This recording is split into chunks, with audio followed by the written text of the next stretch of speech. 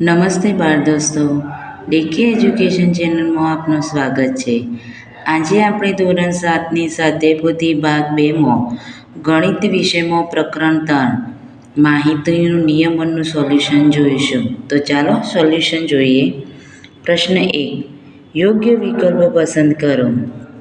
પહેલું છે માહિતી 14, 6, 12, 17, 21, 10, 4, 3નો વિસ્તાર કેટલો છે?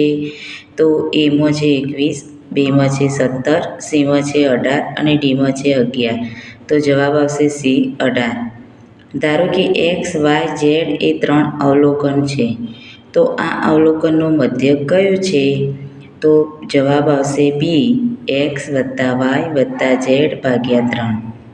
ત્રીજું, શહેરના જુદા જુદા બગીચાઓમાં વૃક્ષોની સંખ્યા 33, 38, 48, 33, 34, 33 અને 24 છે. આ માહિતીનો બહુલક કયો છે? તો બહુલક એટલે જે સંખ્યા વધારે વખત આવતી હોય તે. તો આમાં સૌથી વધારે વખત 33 આવ્યા છે, એટલે જવાબ આવશે સી 33. ચોથો પ્રશ્ન, પ્રાપ્તાંકો 3, 4, 5, 6, 7, 3, 4નો મધ્યસ્થ શોધો. તો એમાં છે 5, બીમાં છે 3, સીમાં છે 4 અને ડીમાં છે 6. તો જવાબ આવશે સી 4. પાંચમું, 3 સંખ્યાઓનો મધ્યક 40 છે. ત્રણેય સંખ્યાઓ જુદી જુદી પ્રાકૃતિક સંખ્યા છે. જો સૌથી નાની સંખ્યા 19 હોય તો બાકીની બે શક્ય સંખ્યાઓ પૈકી મોટામાં મોટી સંખ્યા કઈ છે? તો જવાબ આવશે એ 81. છઠ્ઠું, નીચે પૈકી કયા વિકલ્પનો મધ્યસ્થ અને બહુલક સમાન છે? તો જવાબ આવશે ડી, 4, 3, 4, 3, 4, 6 અને 4. હવે પ્રશ્ન 2, ખાલી જગ્યા પૂરો. તો 7મી, માહિતીના મહત્તમ અને ન્યૂનતમ અવલોકનો વચ્ચેના તફાવતને માહિતીનો ખાલી જગ્યા કહે છે. તો જવાબ આવશે વિસ્તાર. આપેલ માહિતીમાં સૌથી વધારે વખત આવનાર અવલોકનને તે માહિતીનો ખાલી જગ્યા કહે છે. તો જવાબ આવશે બહુલક. જો 8, 4, x, 6, 2, 7 ની અંકગણિતીય સરાસરી 5 હોય તો xની કિંમત ખાલી જગ્યા થાય. તો xની કિંમત 3 થાય. જવાબ આવશે 3. 10મી, કોઈપણ માહિતીનો મધ્યસ્થ માહિતીના ખાલી જગ્યા અને ખાલી જગ્યા અવલોકનની વચ્ચે રહેલો હોય છે. તો જવાબ આવશે ન્યૂનતમ અને મહત્તમ. 11મી ખાલી જગ્યા, જો મધ્યસ્થ એ માહિતીના અવલોકનો પૈકીનું એક અવલોકન હોય ત્યારે અવલોકનની સંખ્યા ખાલી જગ્યા હોય. તો જવાબ આવશે અયુગ્મ. હવે પ્રશ્ન 3, માગ્યા મુજબ જવાબ આપો. પ્રથમ 10 યુગ્મ પ્રાકૃતિક સંખ્યાનો મધ્યક શોધો. તો પહેલાં તો યુગ્મ 10 સંખ્યાઓ કઈ કઈ? તો 2, 4, 6, 8, 10, 12, 14, 16, 18 અને 20 એટલે કે બેકી સંખ્યાઓ. તો મધ્યક બરાબર આપેલ અવલોકનનો સરવાળો ભાગ્યા કુલ સંખ્યા. તો આપેલ અવલોકનો બરાબર 2 વત્તા 4 વત્તા 6 વત્તા 8 વત્તા 10 વત્તા 12 વત્તા 14 વત્તા 16 વત્તા 18 વત્તા 20 ભાગ્યા 10 બરાબર બધાનો સરવાળો કરીએ તો 110 ભાગ્યા 10 ઉડાડી દીધા તો જવાબ આવ્યો 11. હવે 13મું, 10 અવલોકનનું મધ્યક 40 છે. ભૂલથી એક અવલોકન 45ને બદલે 15 લેવાયું છે. તો માહિતીનો સાચો મધ્યક શોધો. તો 10 અવલોકનનો સરવાળો બરાબર 40 ગુણ્યા 10 બરાબર 400. એટલે સાચો મધ્યસ્થ બરાબર 400 વત્તા 30 ભાગ્યા 10. તો 430 ભાગ્યા 10 બરાબર 43. નીચે 12 માણસોના વજન કિલોગ્રામમાં આપેલા છે. 70, 62, 54, 57, 62, 84, 75, 59, 62, 65, 78 ને 60. તો આપેલી માહિતીનું મધ્યક શોધવાનું છે. કેટલા માણસોનું વજન મધ્યક કરતાં વધુ છે અને આપેલી માહિતીનો વિસ્તાર શોધો. તો પહેલાં આપણે મધ્યક શોધીશું. તો મધ્યક બરાબર અવલોકનનો સરવાળો ભાગ્યા અવલોકનની સંખ્યા બરાબર 70 વત્તા 62 વત્તા 54 વત્તા 57 વત્તા 62 વત્તા 84 વત્તા 75 વત્તા 59 વત્તા 62 વત્તા 65 વત્તા 78 વત્તા 60 ભાગ્યા 12. તો બધાનો સરવાળો કરીએ તો 788 ભાગ્યા 12 બરાબર મધ્યક આવશે 65.66. હવે બીમાં છે કે આ કેટલા માણસોનું વજન મધ્યક કરતાં વધુ છે. તો 65 કરતાં વધારે 70 છે, 84, 75 અને 78, એટલે કે 4 માણસોનું વજન મધ્યક કરતાં વધારે છે. હવે આપેલી માહિતીનો વિસ્તાર શોધો. તો વિસ્તાર બરાબર સૌથી મોટું અવલોકન ઓછા સૌથી નાનું અવલોકન. તો સૌથી મોટું અવલોકન 84 અને સૌથી નાનું અવલોકન 54. તો 84 ઓછા 54 બરાબર 30 થાય. હવે 15મો. આપેલી માહિતીનો મધ્યક 4.5 હોય તો માહિતીનું મધ્યસ્થ શોધો. માહિતી આપેલી છે 5, 7, 7, 8, x, 5, 4, 3, 1 અને 2. તો પહેલાં મધ્યક આપેલો છે એ ઉપરથી આપણે એક્સની કિંમત શોધીશું. તો મધ્યક બરાબર આપેલી અવલોકનનો સરવાળો ભાગ્યા અવલોકનની સંખ્યા.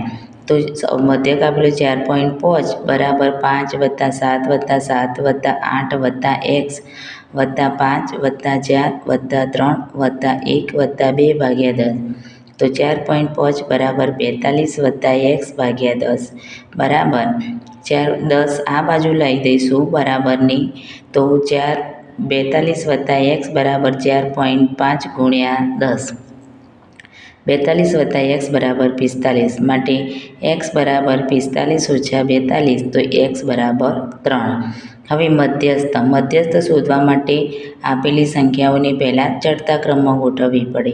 તો ચડતા ક્રમમાં ગોઠવતો પહેલાં આવશે 1, 2, 3, 3, 4, 5, 5, 7, 7 અને 8. તો મધ્યસ્થ બરાબર 4 વત્તા 5 ભાગ્યા 2 બરાબર 9 ભાગ્યા 2 બરાબર 4.5. 16મું. એક પાસાને 15 વખત ફેંકતા મળતા અવલોકનો નીચે મુજબ છે. તો અવલોકનો આપેલા છે આપણને 5, 3, 4, 1, 2, 6, 4, 2, 2, 3, 1, 5, 6, 1 અને 2. તો આ માહિતીનું મધ્યસ્થ અને બહુલક શોધો, એટલે કે 3 એ 3 શોધવાના છે. તો મધ્યક બરાબર અવલોકનનો સરવાળો ભાગ્યા કુલ અવલોકન બરાબર 5 વત્તા 3 વત્તા 4 વત્તા 1 વત્તા 2 વત્તા 6 વત્તા 4 વત્તા 2 વત્તા 2 વત્તા 3 વત્તા 1 વત્તા 5 વત્તા 6 વત્તા 1 વત્તા 2 ભાગ્યા 15 બરાબર 47 ભાગ્યા 15 બરાબર 3.13. હવે મધ્યસ્થ શોધવા માટે અવલોકનને ચડતા ક્રમમાં ગોઠવીશું. તો 1, 1, 1, 2, 2, 2, 3, 3, 4, 4, 5, 5, 6, 6.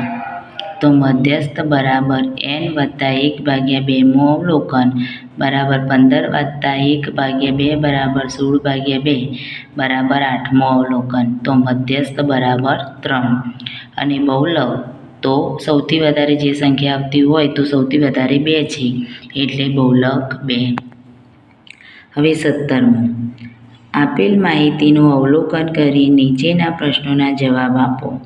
16, 15, 16, 8, 15 ને 17. આપેલી માહિતીના અવલોકનમાંથી કયું અવલોકન માહિતીમાં એક વખત ઉમેરતા માહિતીનું બહુલક બદલાશે નહીં? તો એ બરાબર 8 અથવા 17 અથવા 16. જો માહિતીનું બહુલક 15 કરવું હોય તો કયું અવલોકન ઓછામાં ઓછી કેટલી વખત બદલવું પડશે? તો અવલોકન 15ને 2 વખત બદલવું પડશે. જો માહિતીનું બહુલક 17 કરવું હોય તો આ અવલોકન ઓછામાં ઓછું કેટલી વખત ઉમેરવું પડે? તો 17ને 3 વખત ઉમેરવું પડશે. હવે 18. નીચે આપેલ સ્તંભ આલેખનો અભ્યાસ કરો અને પ્રશ્નોના જવાબ આપો.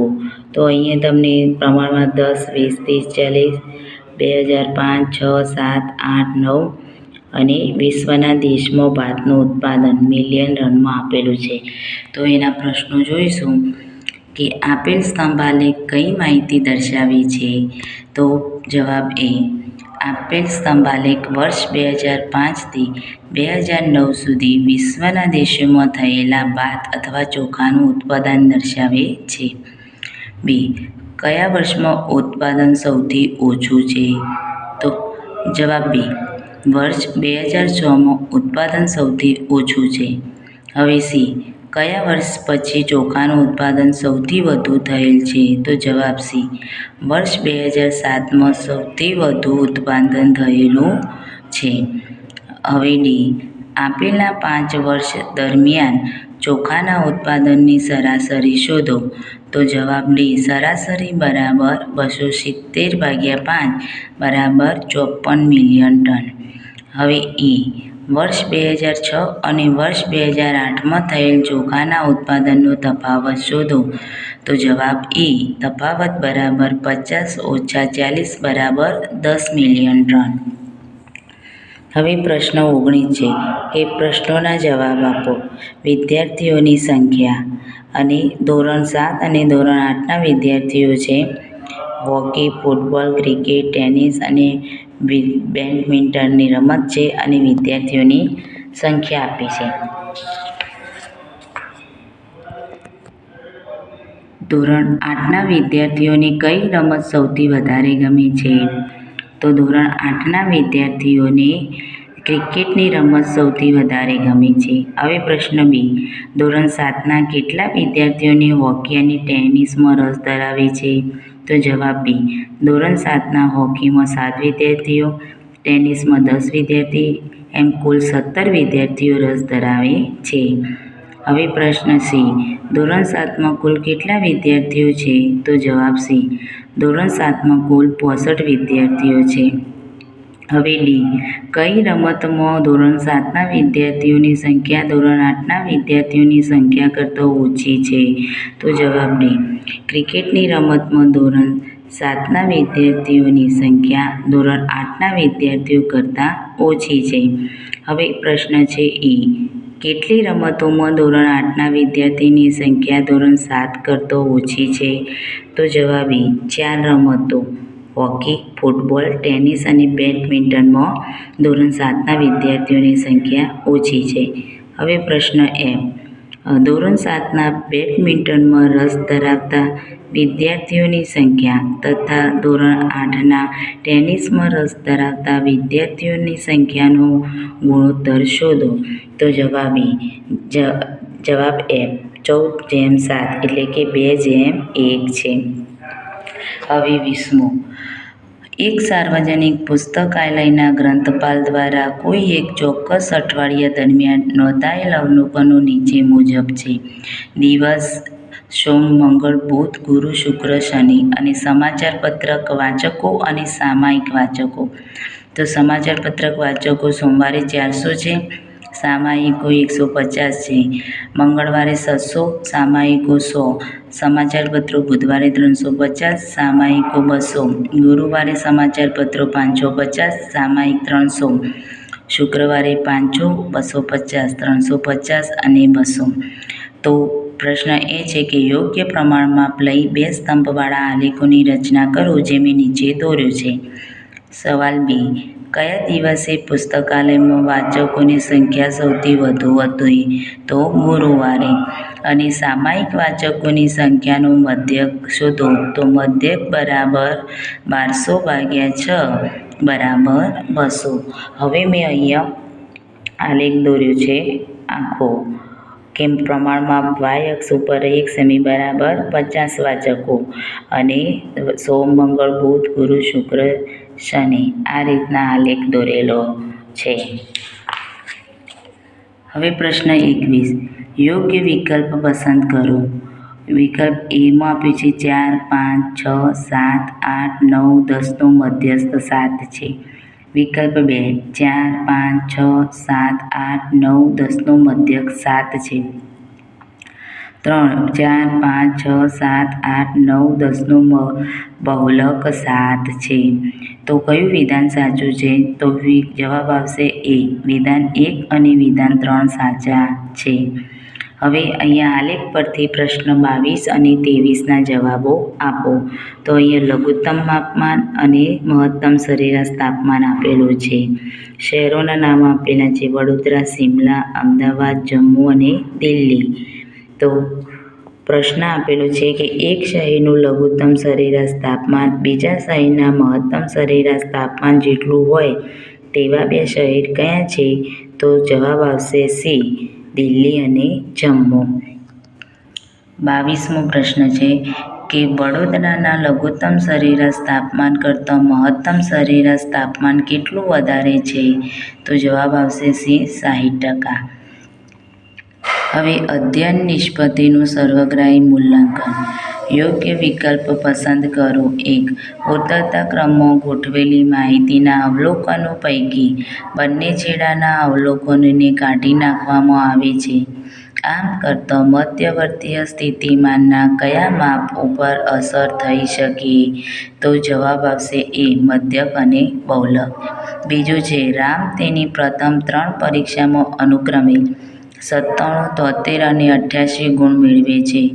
જો તે તેની ચોથી પરીક્ષામાં 80 ગુણ મેળવે તો તેના ગુણની સરાસરી જવાબ આવશે ડી. 1.5 ઘટશે. ત્રીજું છે 40, 50, 99, 68, 98, 60, 94નું મધ્યસ્થ કેટલો થાય? તો જવાબ આવશે સી. 68.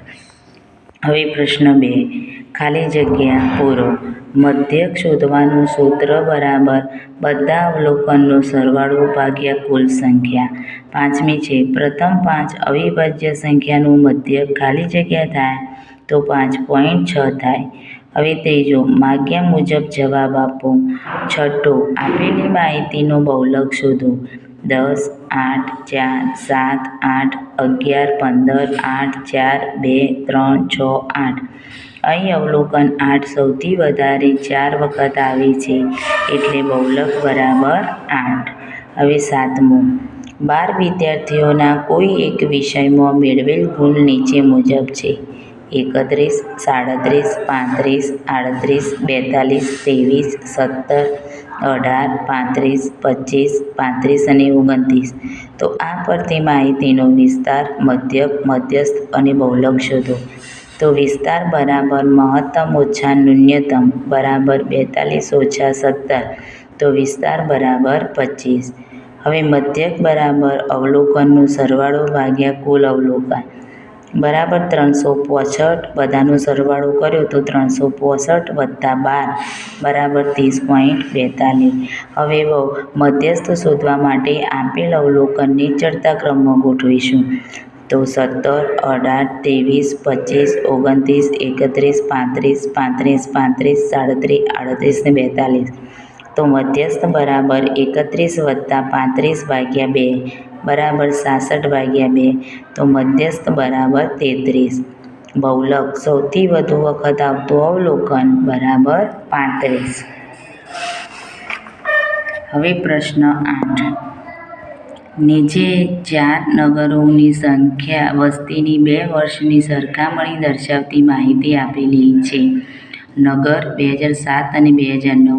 તો એમાં છે 2900 અને 3200. બીમાં છે 6400 અને 7500. સીમાં છે 8300 અને 9200. ડીમાં છે 4700 અને 6300. આ માહિતી પરથી નીચેના પ્રશ્નોના જવાબ આપો. યોગ્ય પ્રમાણમાં લઈ 2 સ્તંભવાળા આલેખની રચના કરો. તો જે મેં નીચે દોર્યો છે. હવે બી, કયા નગરમાં વસ્તી વધારો સૌથી વધુ છે? તો નગર ડીમાં. અને કયા નગરમાં વસ્તી વધારો સૌથી ઓછો છે? તો નગર એમાં.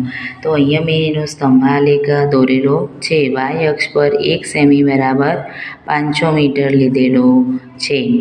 બાળ મિત્રો, જો તમને આ વિડીયો પસંદ આવ્યો હોય તો લાઇક, શેર અને સબસ્ક્રાઈબ જરૂરથી કરજો.